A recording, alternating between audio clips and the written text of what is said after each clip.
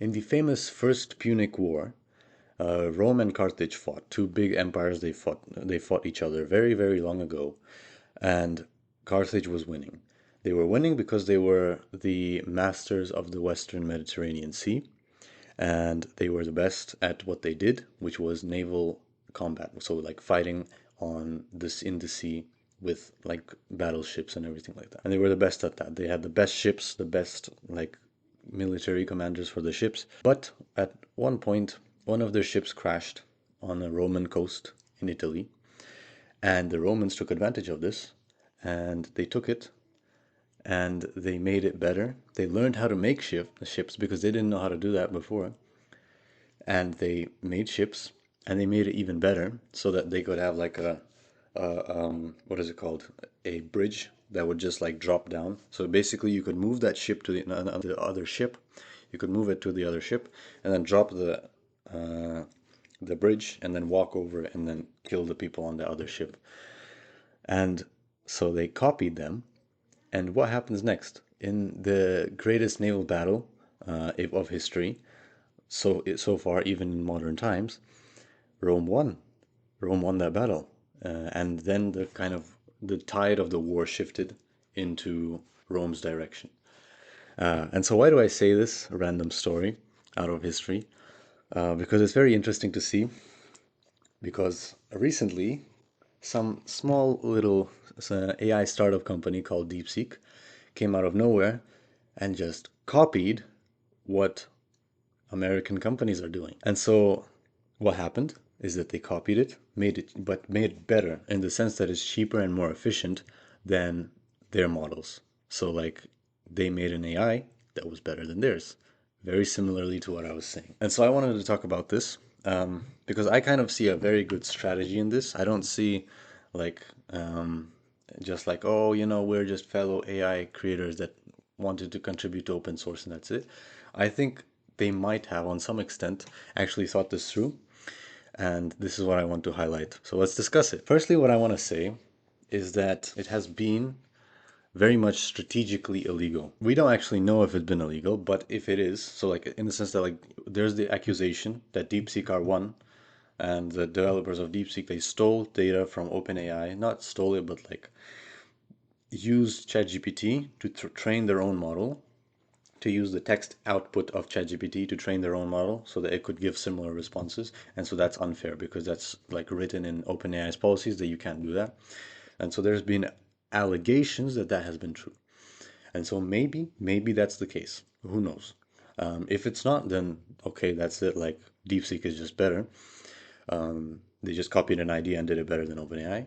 But in the case that it actually is that, in the case that it actually is a legal thing, that they violated those policies, it is kind of a strategic move, and I'll explain why. When you have intellectual property, IP, right? It's actually very difficult to enforce that. If you don't know, in America, you can't really find, or in like the Western countries, or in more developed countries, it's very difficult to find a movie to watch that you want to watch, a TV show that you want to watch, as pirated, that's not going to get taken down soon. So like all of those like companies that like I don't know 1, 2, 3 movies or something, they all are going to struggle with legislation and then eventually fall to legislation because they're violating IP. They're violating intellectual property rights, which is just like it's my thing, I copyright it, it's my thing, you can't copy it. Like Marvel is going to copyright their movies so that nobody else can just take them, copy them, and give it for free, right? That makes sense, right? And so those laws are respected in more developed countries, typically. And in other countries, you can just watch movies for free. So they're just going to get pirated versions and host them on websites that are going to work for eternity.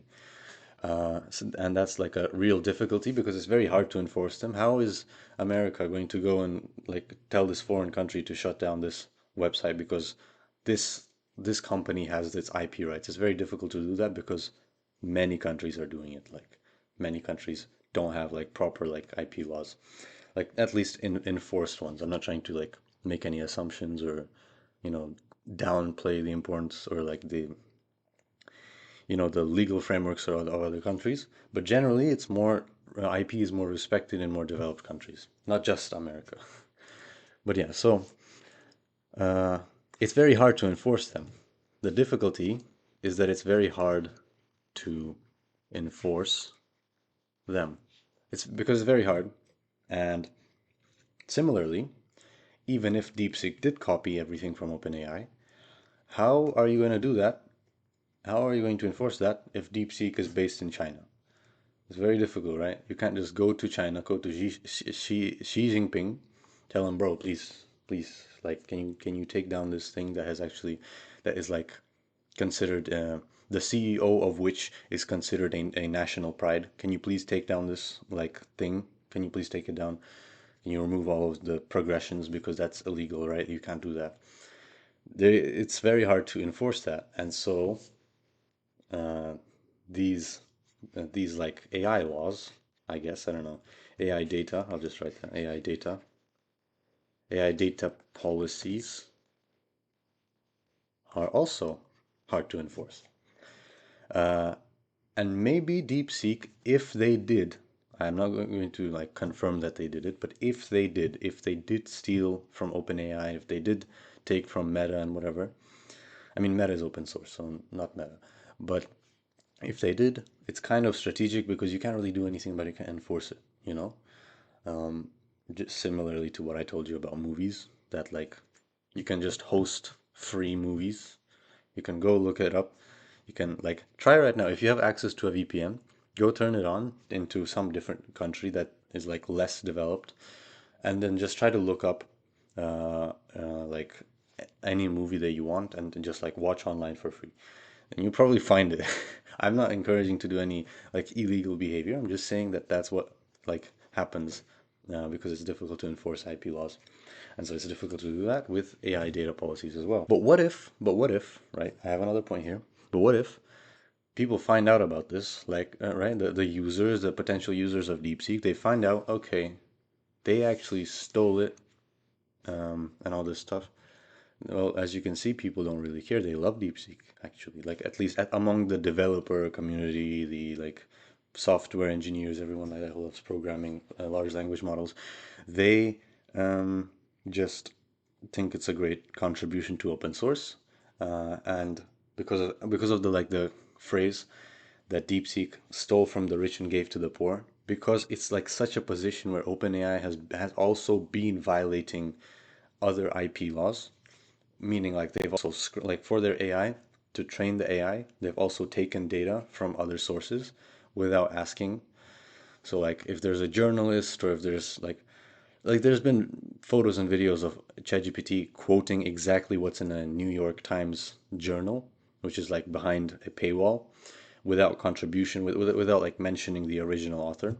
That's because OpenAI took that data as well without permission, without getting the proper like permissions and like like satisfying the requirements, and they just did it on their own.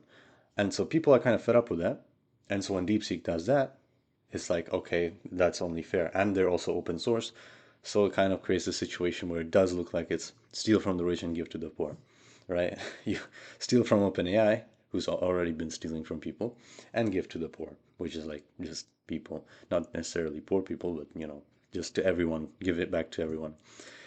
And so, like, maybe um, DeepSeek doesn't care about actually like making sure of this fairness. Maybe they just knew that people are going to back us because they're fed up with their American companies. So yeah, that's that. No, I obviously think that contributing to open source AI is a very good thing, and I do think that DeepSeek is good in the sense that they've contributed to OpenAI, to open source AI.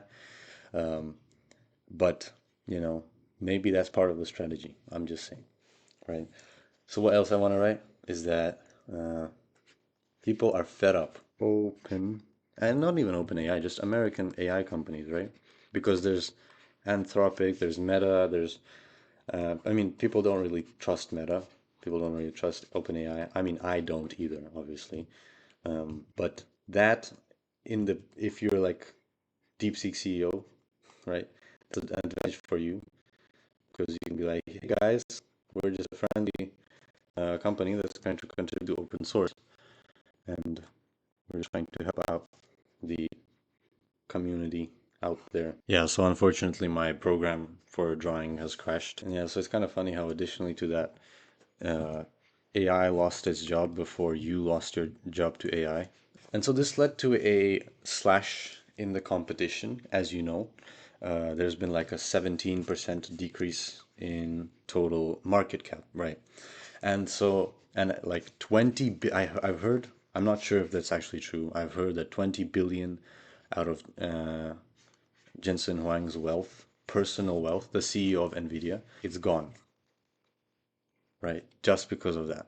Now, obviously, that's not really the entire story. The next day, so like 17% of Nvidia, that is $589 billion.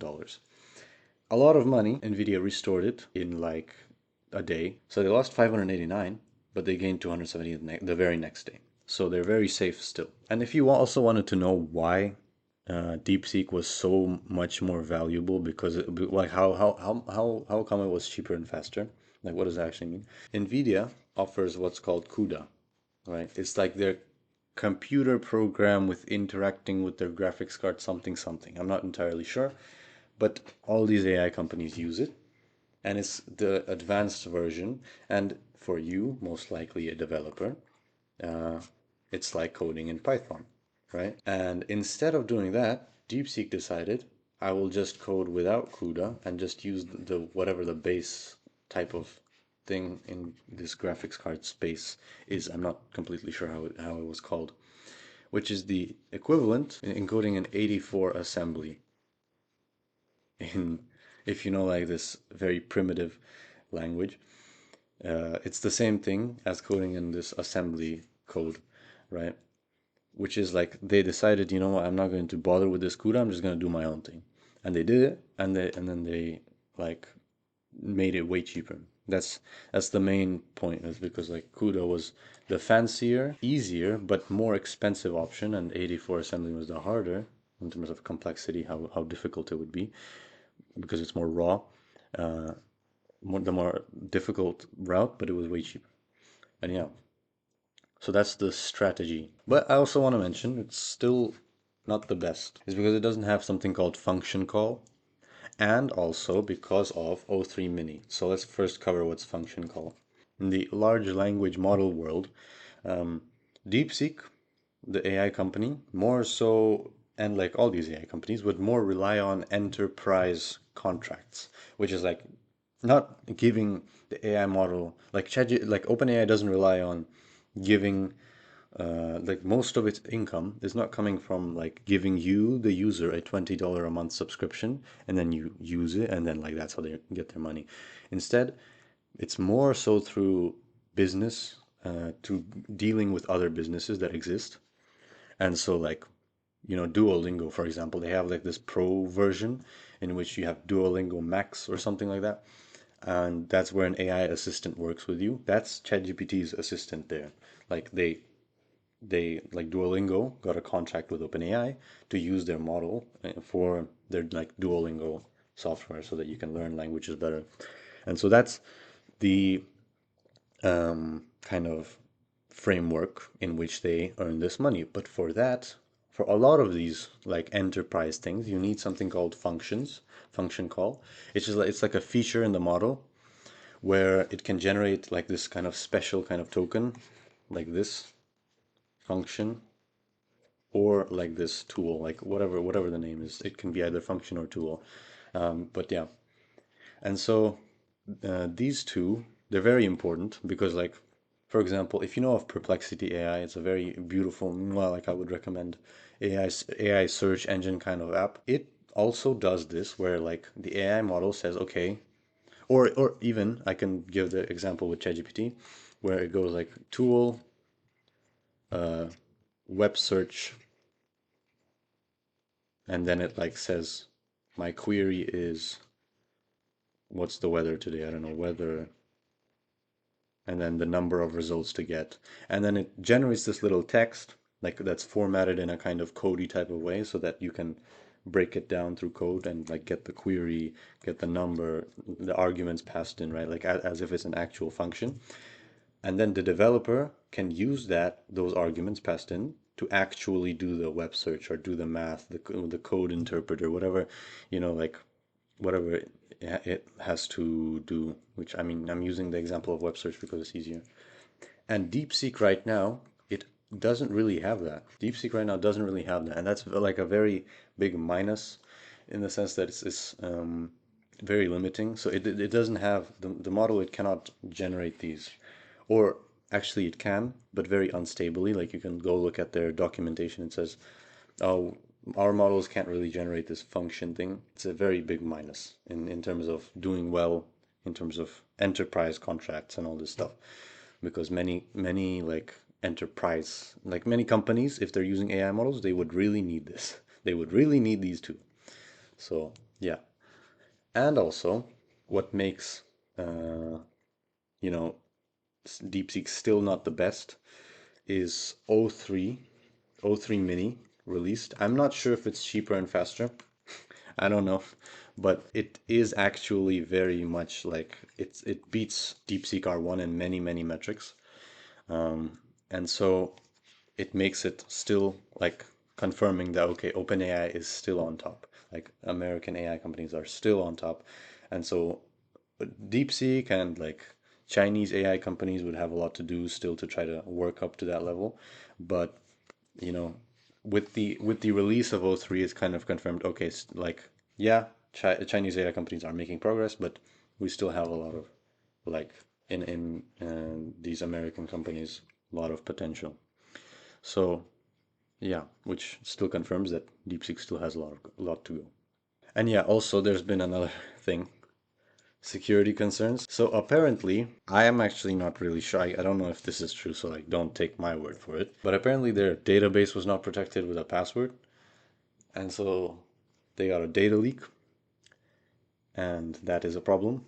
If you do not know what happens if your data is breached, the reliability of you as a company goes down by like 100 billion% because that's a very important thing. But still, even with all of these things, like even considering all of these things, it's still very impressive because